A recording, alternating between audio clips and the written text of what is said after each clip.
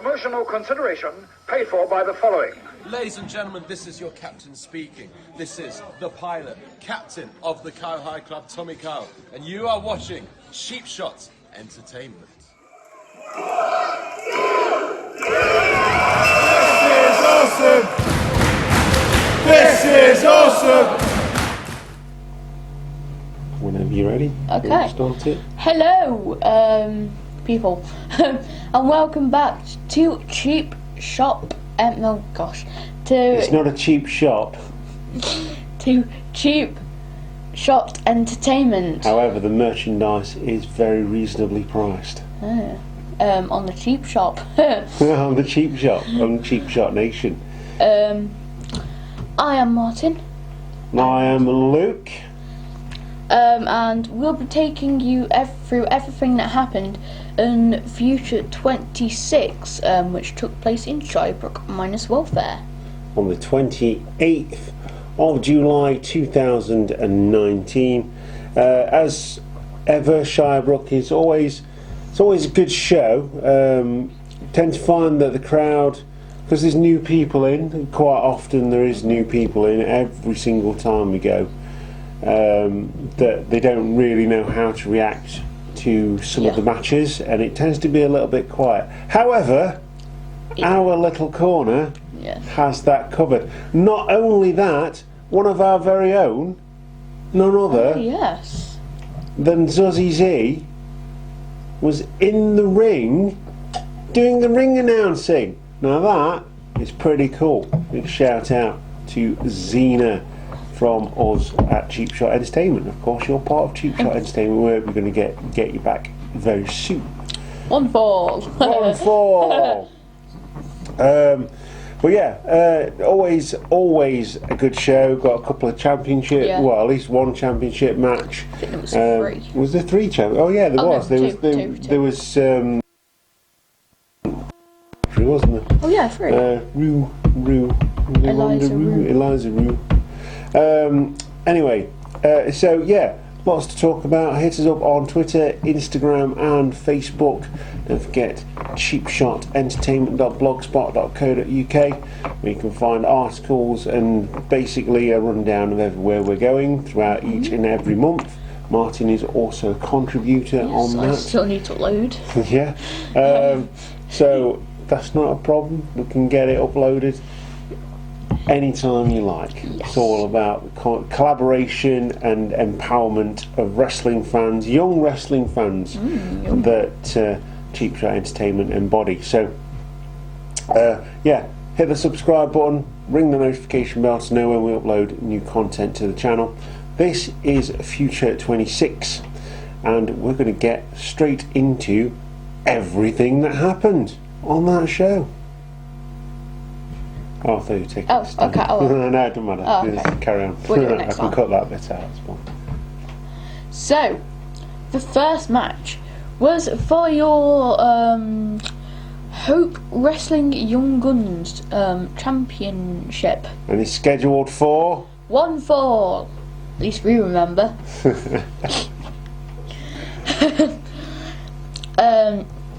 And your challenger was Magic Myers. I've got it down as Magic Mike Myers. That's what your mum said. So it is Brett Myers. Date crashing. Crash through the door. Yeah, she said it wrong. She said it wrong down the microphone.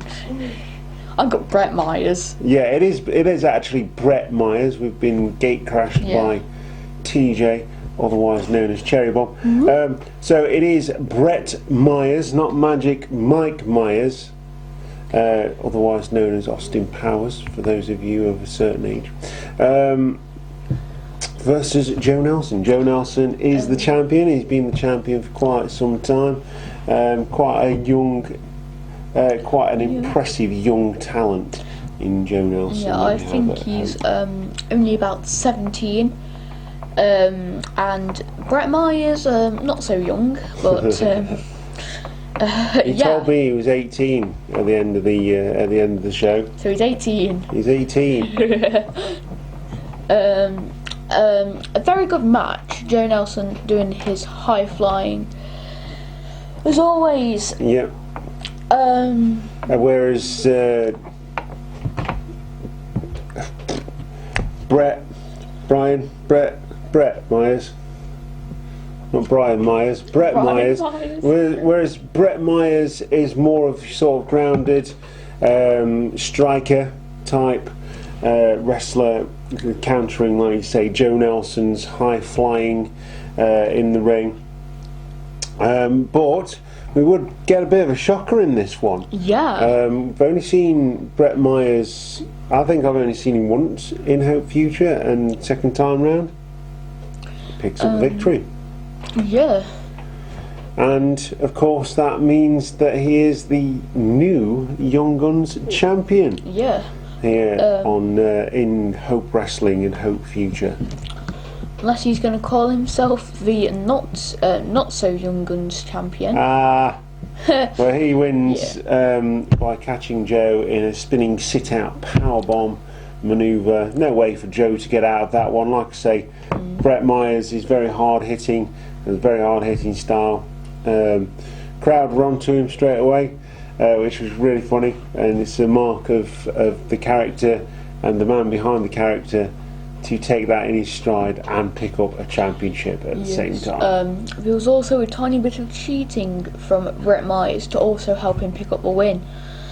He used the title to nearly to go and hit Joe, but then the ref, well-dressed ref, took it off him and put it back down in the corner. But while he wasn't looking, Brett raked Joe in the eye, and then he did the spinning sit-out powerbomb. Spinning sit-out powerbomb, you see, that's why you take the details, I'll just take the winner.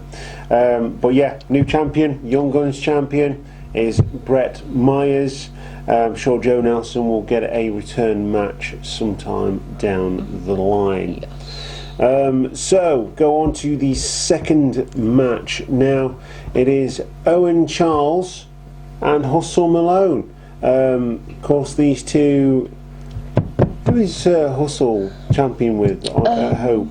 Warren Banks. Warren Banks. He's already a champion in Hope Wrestling. He's the tag team champion along with Warren Banks. He is tag team partnering Owen Charles, someone who hasn't lost in Hope Future for a good couple of months now, since his debut. And they're going against the Omen, and the championships, the future tag team championships, are on the line in this one. The battery symbol going. That's okay. Keep going. This is a very good match between the four of them, and you've got TJ with his little book, sitting at the side of the ring cheering him on because he can't actually get into the ring. Yeah, that's his step. Yep. I've actually seen him try to get in the ring and failed. He went to roll and got caught. And you got also them shouting "Witness, listen, ascend." Yeah. All the way through. Yeah. Not very helpful. And the finish came where Owen did a DDT straight up into a roll up. Yeah. 1, 2, 3. You have new future tag team champions.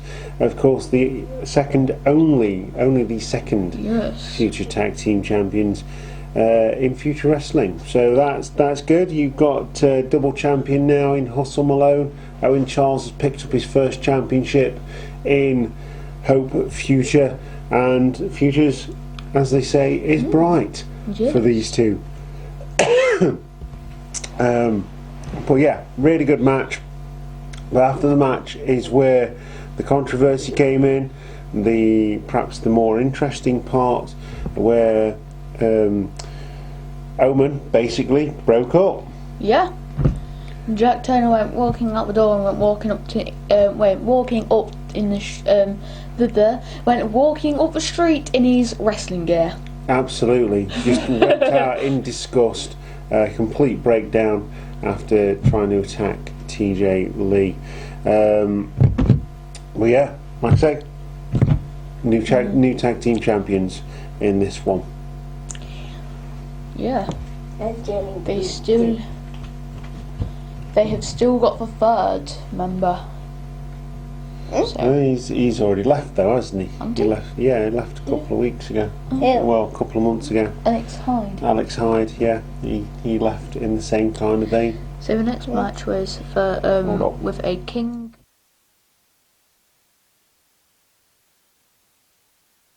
Thunder attack.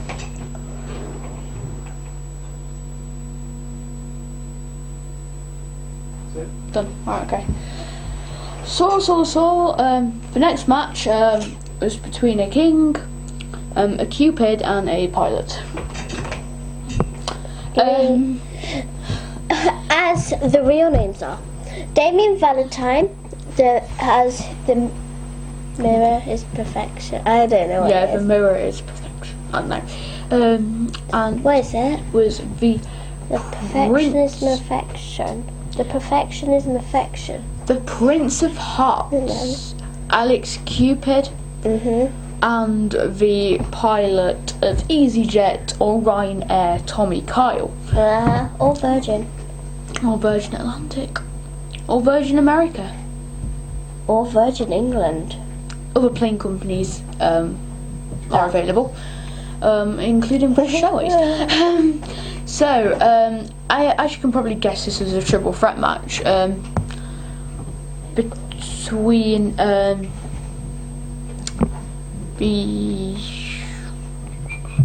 three of them. Can't think what I'm saying. What do you mean? Very good match. I love Tommy Kyle now. His heel character. I love Damien Valentine's heel character. Saying that we'll fly with Ryanair or EasyJet. We will go and fly. Have you seen the Easy Hotels? The Oh horrible. yeah. Easy Hotel. Again, due to some technical issues, I'm filling in for Martin and TJ for the rest of this video.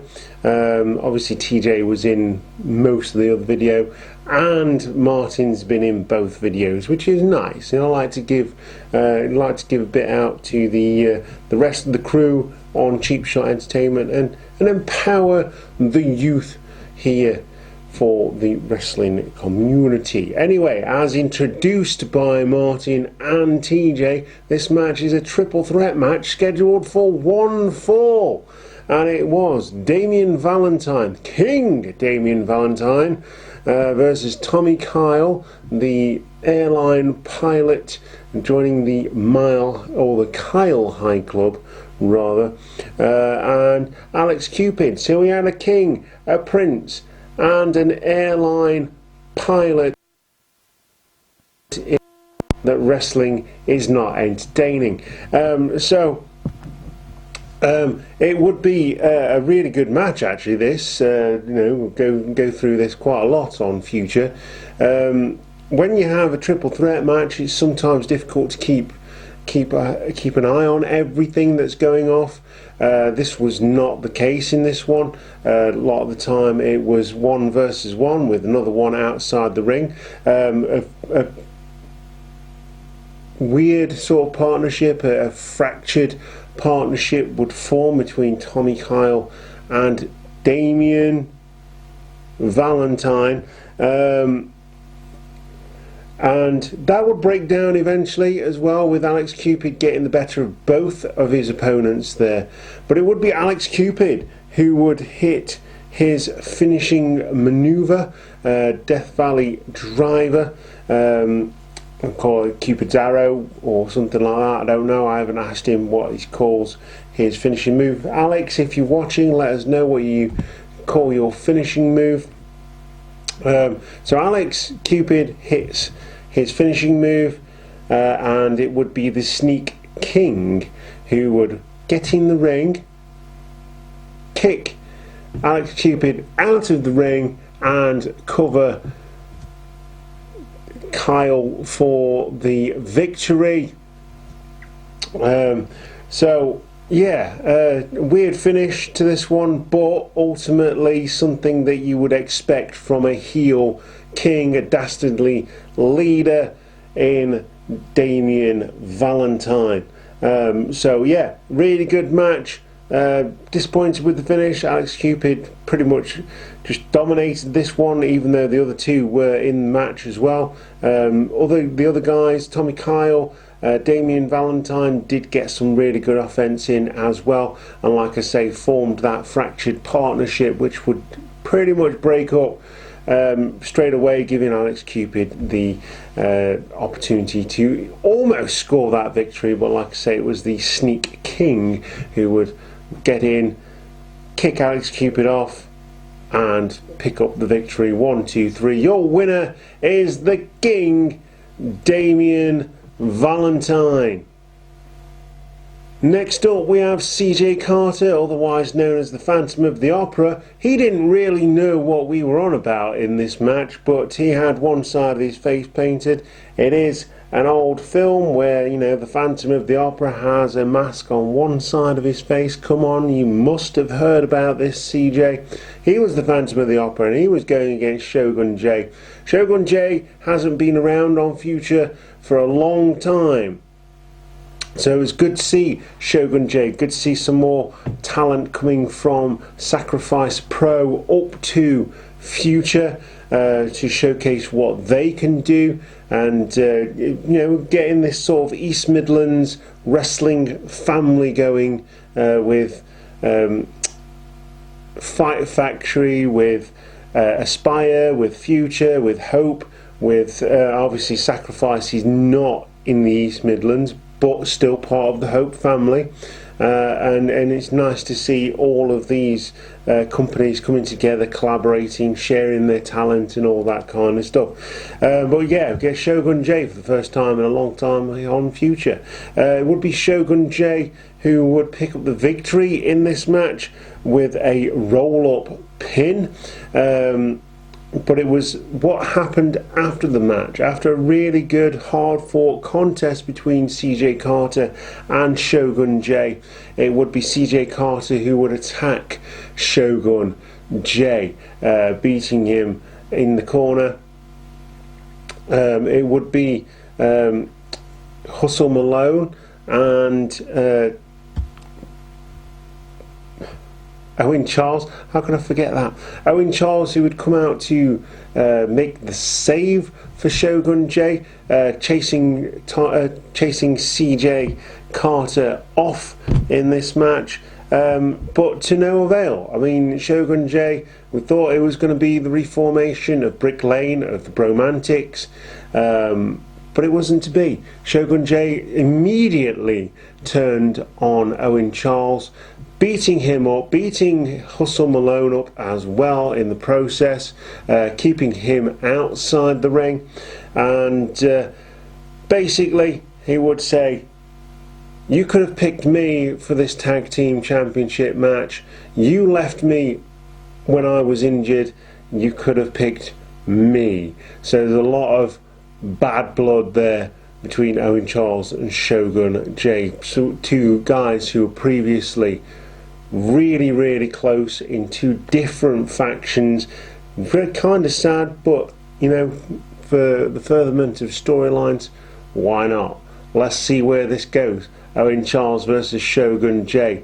The Bromantics explode. It's just like WrestleMania. It's just like SummerSlam. This is going to be good. Carl Kingsley next would come down to the ring in sort of an open challenge match. It would be Nathan Bradley who would take the opportunity to go against the Kyle of Kings, the bee's knees of breaking backs, and yeah, ultimately came up very short in this one. Didn't get a lot of offense in, Nathan Bradley. Carl Kingsley is absolutely stone cold focused in his matches of recent, not picked up a loss for a long time, singularly in singles action, and continues to blaze through the future landscape as the dominant force in future. But it would be a round the world backbreaker after several other backbreakers, and have you got any pain there? Yes. Let's move it down here by stomping somewhere else. You see, he's not got any pain in his neck anymore. That's a good point, Kyle.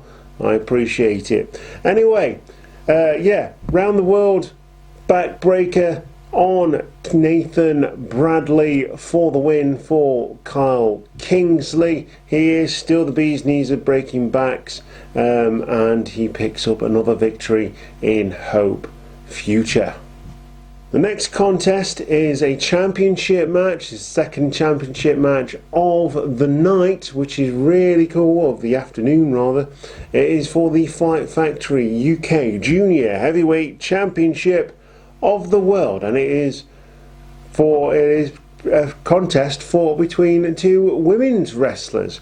No point does it mention women's wrestling in that championship name, and I for one really like that. Whether Eliza Rue has just picked up that victory over one of the guys and picked up the title, again, that is cool. Equal opportunities, equal rights. I like it. And from what I saw of Eliza Rue, I've never seen her before. She was really good, and she had really good chemistry with Luna Rock's future staple and a favourite of Cheap Shot Entertainment, may I say. With Luna Rock's completely on top, the victory came out of nowhere as Eliza Rue got the single leg crab on Luna Rocks. Luna Rocks would then tap out, and Eliza Rue would pick up the victory, retaining her Fight Factory Championship and taking it back to Fight Factory Wrestling. There's been a bit of a rivalry between Fight Factory and House of Pain, with House of Pain picking up a couple of their championships and bringing them back over to Nottingham. So I'm sure they're looking to get those back sooner or later, and this is what I mean. We're becoming an East Midlands wrestling family, which I really, really like. Knowing that I've heard Fight Factory Wrestling a couple of times, I think this is something that I'd like to go and watch in person and record and do a review of. So if you're listening and we're out here, you want to send us some tickets or whatever, let us know. We'll pay for the tickets, we don't care. It's wrestling. We've got to support your local community, and what better way to do that than pay your dues, pay for your wrestling, pay for the entertainment. We never want anything for free here on Cheap Shot Entertainment. That being said, if there is any big promoters out there that wants to send us something for free, we're not going to say no. It would be Eliza Rue picking up the victory, retaining her UK Junior Heavyweight Championship of the World against Luna Rocks via submission. Next we have Dirtbag Dave Stewart, the Dirty Bag, who ultimately took out Jack Cave with a chair the previous night in Sutton at the Grosvenor Rooms, and he would be going against Jack Tyson. Yes, it was another squash match. Jack Tyson never really got going. You could see that Dave Stewart it looked like he had a bit of trouble with his knee. I don't know if that's a thing, but didn't affect him. He still fought a good match and absolutely dominated it, I must say. He would eventually hit the Dirty Deeds with a double arm DDT for the victory, and walks away. Just says, that's it, done. Winner, Dirtbag Dave Stewart over Jack Tyson. And that would be one of the quickest matches I've ever seen in Hope Future, to be fair. But it was still rather entertaining. It's always need for a good squash match, need for a good quick match, furthering Dirtbag Dave Stewart's rise in Future Wrestling, and you've got to think that eventually he will be going for that Future title against Bjorn, whoever's picked up that title by that point. Main event time now, as we go into a tag team match to blow off this rivalry that's been forming with the Pro Team and the Unbreakables. It is the Pro Team, Bendigo and Big Papa Goose Troy versus the Unbreakables, Warren Bank and Trent Nelson. Really good match, fighting all over the ring, some old school moves from the Unbreakables, breaking out the attitude in Future Wrestling, trying to hit the People's Elbow and all of those kinds of moves. Bendigo would do his own version of the People's Elbow. We're going to call it the People's Backflip, except it wasn't for the people, it was for the likes on his Instagram page. Anyway, still standing moonsault, really cool looking move. I do like the Pro Team. I've got to admit, you've got to cheer the heels and boo the faces, but I like the Unbreakables as well, so it's really difficult in this one to decide who I'm going to cheer. So I'm just going to cheer everyone, and so I did. Anyway, the Unbreakables would win with the big boot to the side of Bendigo's head, picking up the victory. 1, 2 and 3 for the win. Your winners, and ultimately the winners of this feud. They've had singles matches, they've had tag team matches, and this was the big payoff. This was the rubber match. The Unbreakables ultimately win this feud. And what's next for the Unbreakables? You've got to think that they're going to be going for the Future Tag Team Championships, having already had a strew of Tag Team Championships in their past. Talking about the Saints of Sacrifice Championship, and others I'm sure they've picked up as well along the way. And the Pro Team, where do they go from here? Always entertaining, but with no sort of mid-card title in Future Wrestling. Apart from the Young Guns Championship, it could possibly be a thing that's now defended on Hope Future, which would be pretty cool actually.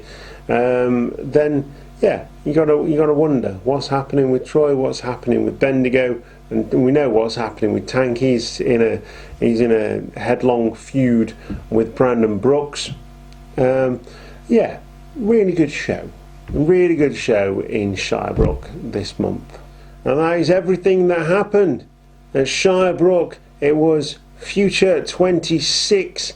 It took place in the Shirebrook Welfare on the 28th of the 7th 2019. Really good show, top to bottom, across the board.